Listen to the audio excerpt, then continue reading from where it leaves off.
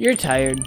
Apparently your weekly message isn't writing itself. Senior pastors who used to be youth pastors continue to pitch you mid-tier ideas, and the finance team, they just won't get off your back for that missing pizza receipt. When in the world would you possibly have time to draft and dream up a fully student-led social media team? Because of all of that and because of all these commitments, that's why your feed looks like this. What if the answer isn't more you, but what if the answer is actually more them? Because you as a youth pastor are surrounded by the world's most capable content creator. They're called teenagers. I have in my context built student-led and student completely run social media teams. And in this episode, I'm going to share with you how you can do that, mistakes and memes and all. And they're going to post things that are not only going to make your feed come to life, but also they'll never post something that's going to result in getting you fired. Probably. Welcome to the Hybrid Ministry Show. Well, hey everybody, welcome to the Hybrid Ministry Show. If you and I haven't had a chance to meet yet, my name is Nick Clayson. I am a 15-year youth ministry veteran who's been passionate about social media and digital and ushered into that at an absolutely expedited pace in COVID. And through COVID and now since COVID, I have built social media teams and social media platforms that completely are self-sustainable now at this point. And in this episode, I'm going to fully outline in detail for you all of that, because here's the thing. In this episode and on this podcast, I talk a lot about my hybrid ministry strategy. In fact, my entire hybrid strategy is linked down below. You can download it, you can use it, you can take it. In that ebook, I recommend posting 10 times per week, and I'm going to share with you the 10 posts that I post per week in my current student ministry and social media. However, if you download my student or my fall seasonal social media pack, which is over on Patreon, the getting started version of that social media strategy is actually only posting 3 times per week, because I get it. Like, youth ministries and youth pastors, they're busy. And so in this episode, what I want to outline for you is how to do that completely through your student volunteers. And so we're going to explain the reason behind why you should pick students as part of your social media team. Also, what are some roles that you can recruit them into as you are creating and building a social media team. We'll talk about some roles for students if you're shooting in like a studio. We can talk about roles for students if you are shooting some stuff on the street or like out and about in your space. Also, student ministry editors, which are honestly, in my opinion, the biggest lifesavers and time savers for me. And then finally, I'm going to give you the opportunity to go grab a checklist of everything that you're going to need for these roles and to build these teams. But first of all, let's take just a quick step back before we get into the nitty-gritty. And then once again, there are chapters always listed down below in these episodes, so if you want to jump ahead, you can. But why students? You got to understand, they're digital natives. Like, this is their world. This is what they speak. I like this concept called hybrid, where we go from our in-person moment and we take our online presence and we find a way to blend the two. In fact, the entire playlist linked right here that we just went through for the fall kickoff event idea is all about leaning into your hybrid, from your event to the ongoing donut voting bracket to the welcome guest to creating and building a social team. Like, students blend that all the time. And while for adults, especially during COVID and us as in ministry, we didn't love it. We were even maybe annoyed by it, but like, this is their world. This is their life. YouTube is huge right now. Students spend hours online on YouTube looking at and creating and consuming content. This is just a part of their world. And so as we're trying to position ourselves as youth ministries and youth pastors to help spread the news and message of Jesus, like, we should use students to help give us that ability and help give us that chance to help spread and reach and make that message of Jesus known on the social media channels. Also, students are used to this. Like, they're used to having an authentic social media voice. Like, this is just, like I said, they're digital natives. This is who they are. They value authenticity. Like, this is them. This is what they do, right? There's also, on your social media teams, there's a deep well of opportunities. For example, we had a student join last year, and the person who was overseeing the team, just like from a scheduling aspect of it, he looked at me and he's like, Nick, I don't have anywhere to put this person. And I was like, sure you do. And he goes, wait, what do you mean? I said, I don't know. I was like, do you have one of those clapper boards? He's like, no. I was like, buy one and then have that person run the clapper board. I was like, you can always invent opportunities to help make students feel like they're A, doing something, but B, that there is plenty of runway and avenue to enlist students for. And I'm going to share with you even how to build a team of editors so that you even have more above and beyond opportunities to recruit people. And then, the bonus in all of this is that, like, as they get into this, like, this gives them not only like leadership experience, but also some opportunity to like be disciplers in this avenue of social media, right? It may not be the most precise. It may not be the most theologically astute. It may not, be the deepest or the most like precision and, tightened up version of all of this stuff. But like they can learn how to influence their friends for and with the message of Jesus. So let's explore now, like, what exactly are some of the roles that we have instituted in our social media team. Let's take a look. All right, so if you download my seasonal social media pack, you'll see that I recommend two things: transition videos and man on the street videos. Those are things that are part of the custom for you section. And what the custom for you section is it's the section of my pack that makes it your church specific, because I do give you some done for you stuff like Bible verses and how to deal with anxiety, how to some like emoji guesses, some spiritual practice videos. Those are nameless, faceless. Right? Any youth ministry can download those and use them. The custom for you section, what that does is it puts your people, your faces, and your stamp on your social media. But that is going to require you to get out a camera, get out your phone, get out someone's phone, and film some of these things. And so two of those are interview questions like man on the street style and transition style videos. Those are two staples of our social media strategy in our youth ministry. Every single Wednesday night we are filming something. And so we're only filming one type of thing per week. So one week we're filming man on the street, and then maybe the next week we're filming transition style videos. I also include for you some bonus content of like topic ideas for either drafts and or 7 question style videos. And so those are the others that we have on our monthly schedule. So man on the street, transition style videos, drafts, 7 questions. Any given night you come into our youth ministry, we're doing one of those 4 things.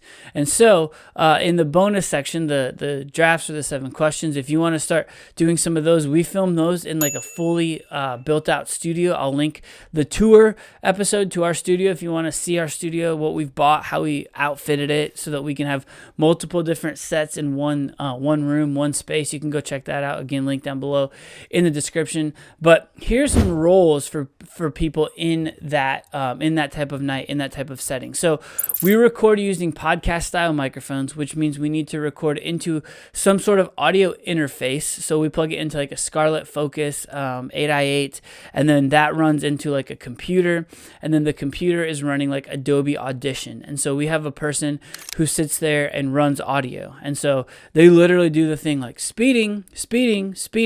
And so that person makes sure that the audio is actually rolling, and then they'll also put headphones on to ensure that they can hear what the people are saying, and they can actually mix it, do like a live mix using the Scarlett Focus, right? We'll also have someone running camera, and so they'll literally click the record button on the camera, and then they'll click, stop record. And for a while there, we had them clap in front of the camera. But like I said in the intro, we actually just bought a clapper board. And so either they can do it, or if you have enough people, you can have a whole nother person do it. And the clapper board that we bought is dry erase. And so you can put like, you can erase it and you can write like drafts, take 4, and then you can write the names of the people. And that way, if you could get them to spell their names for you, you're going to get their names on the edit spelled exactly right, which I think is really important. We also have a television screen, which sometimes for like our leader podcast, we have that on the actual camera and use it as like a presentation, if you will. But for these videos, we actually put it off camera so that the contestants can see the slides, because there's like scripts and stuff. Like, for example, the script I like for 7 questions is, hey, the name of the game is 7 questions. If you want to play along, close your eyes. The answer is going to be right here on the screen. The category is fill in the blank. It's hard sometimes. A 6th grader walks in, they want to be a part of the social team, they want to do the social challenge, and you tell them the script and they can't remember it. And so that TV right there really helps them, you know what I mean? Like, see what they're supposed to do. And then we'll also, after that script, we'll just make a slide that says 1, and that's question 1, and then 2, 3, 4. And so that screen also helps them like keep track of the questions. And then there's always some sort of like call to action at the end of every video. Like, hey, comment below your answer, or comment below, did you get it? Or, you know, whatever. And those are just kind of like prompts so that someone doesn't have to speak them, because when someone speaks them from off camera, you have to edit them later, which is not the end of the world, but again, it helps. And so you can have someone literally sitting there running slides. It's also helpful to have people recruiting, because we're in our studio. Students might not know that the social challenge is going on, or they might know now at this point in our context, but they might not be like aware of it or looking for it, or, you know, running towards it. And so you have people who are like, hey, you want to be in the social challenge tonight? And then they'll bring them back to our studio, and then they'll help kind of like queue up a line. And then lastly, you can have a host, a person who is out in the hallway talking to the people waiting, explaining to them what they're going to do when they get in there. And so you're going to want someone who's got some charisma on that. But all of those are different roles that we have tried to implement and institute for our studio-based social challenge nights. Now, those are drafts and 7 questions, so that's 2 out of our 4 social challenge, you know, scheduling nights. The other 2 are when we're out and about. So we grab a tripod, a camera, and a microphone, and we hit the street. And we don't go anywhere but just like our student lobby, but we're out and about. We're more visible. So you don't quite need as many like hosts or anything like that, but you may need like a recruiter. You still need someone like, hey, you want to come be on social media tonight? You want to come answer some questions? And so they'll fold people in, they'll queue up a line, they'll get them off to the side there. So that's another option or another role. Of course, you're going to have your interviewer. So the person that's on camera that's asking the questions, like, hey, would you rather this? Would you rather that? And listen, all of these questions are included in my social media pack. And so what I recommend is that you batch record, so that you ask 4 or 5 questions, and you ask 4 or 5 people the same 4 or 5 questions, and then boom, you have 4 or 5 different man on the street style videos. And so that interviewer there is asking the same person these, 4 or 5 different questions.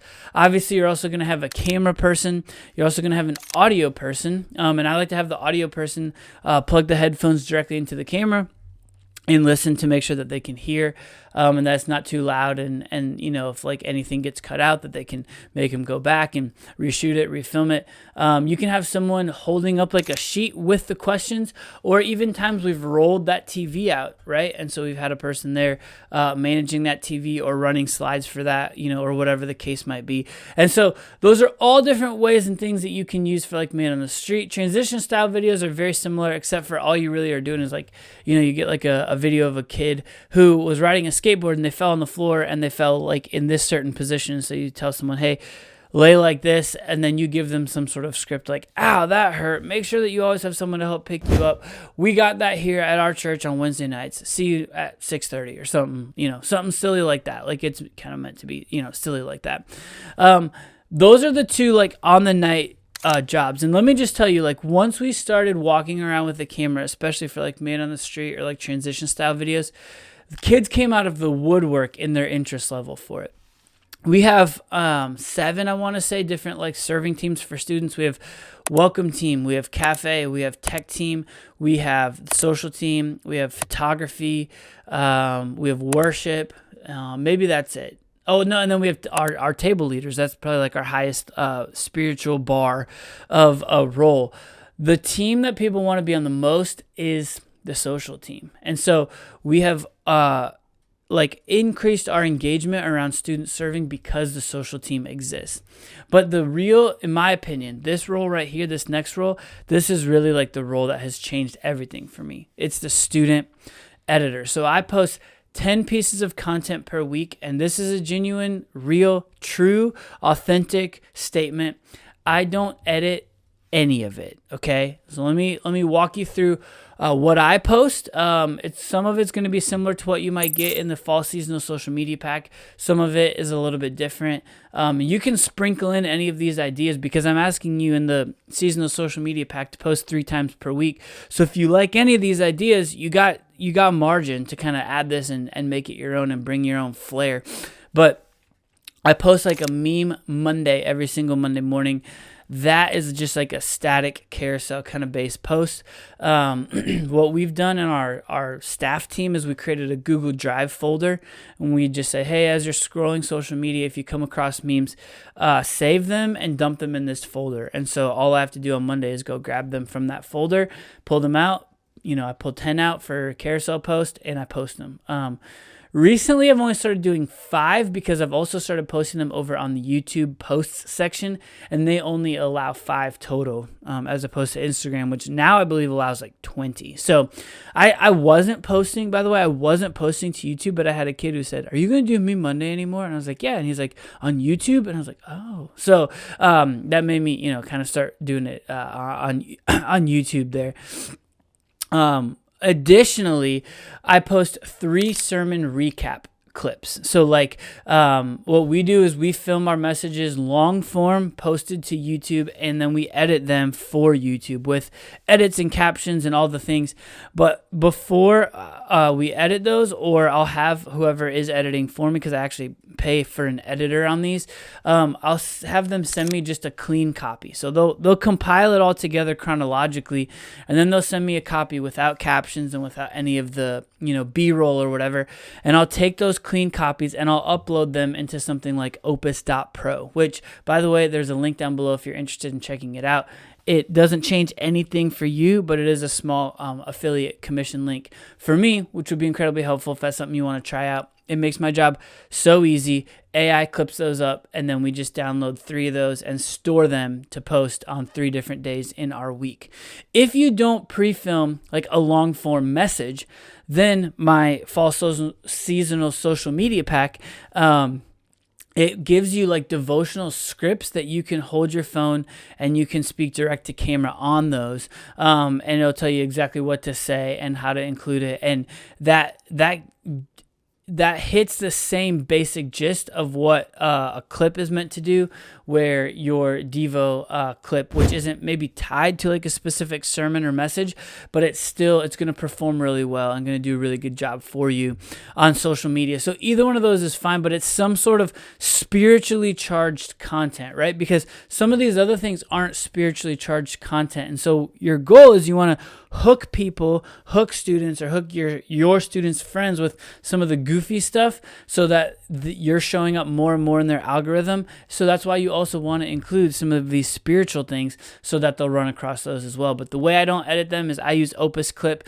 If you want to, film something on your phone, that's fine. Then what I would recommend is handing over your phone to a student editor, or if you pay for like a service like Adobe Premiere Pro, Final Cut Pro, DaVinci Resolve, you can get them on a computer and they can edit that video for you. Or even if you don't want to do it, have a student film that and let them edit it. And they can use something like on their own phone like CapCut, or even just something simple like the TikTok or Instagram Reels editor. Our 4 social challenge archetypes, remember, 7 questions, drafts, man on the street, transition style videos, all edited by students. And right now I'm actually building like a tutorial because I've trained students and it takes a lot of my time to get them up to speed, but I'm building tutorials now where they're watching me edit one, and then they can go back and they can watch that as reference as they edit. And so now I'm able to recruit more students without any experience, and I'm having them do that on something like Adobe Premiere Pro. But I have had students in the past who have their own editing kind of like chops, and I'll just send them a link from our Google Drive of like a 7 questions, and I'll say, hey, get this under a minute, add captions on the screen, add music, and send it back to me.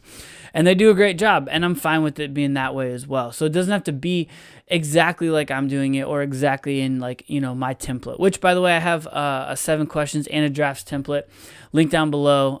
It's included in the fall seasonal social media pack. or just in the 100 bonus ideas for free listed down below in the description. Another video that we do is just like our Wednesday night recap, which is a very simple collage style video. I walk around with my phone and I get anywhere from 5 to 7 second clips. I put that in TikTok. It does an auto cut for me and boom, we're done. And then the last remaining of my 10 is one of my fall seasonal social media packs, either a verse, a spiritual practice video, a how-to carousel, or an emoji phraseology guest thing. And again, all of those are going to be included in my fall seasonal social media pack, which, by the way, if you didn't know, is $17.99. However, I have a bonus Patreon podcast for $4 a month where I not only give you everything in my store for free, so that includes this pack, but also I recap what we did from a creative programming standpoint and from a social media standpoint the previous week in student ministry. Think of it as your weekly debrief meeting with a trusted friend. And if I were you, that's $4 a month. You can charge it times 12, $48 to professional development or your student ministry's budget in that way. But what I'm going to do is I'm going to include a checklist for you of roles, of things to do, of what to film, all of that. That's over on my Patreon. Once again, that will come with a nominal fee because Patreon doesn't let me give it away for free. However, if you are a hybrid hero, you get that checklist. It costs you $0 included in your $4 per month membership Hybrid Heroes tier. This is how we do it. This is how I have handed all of this off, and I don't lift a finger anymore for capturing, editing, or creating any of our social media content. You too can build a robust, student-led, student-driven social media team and social media feed.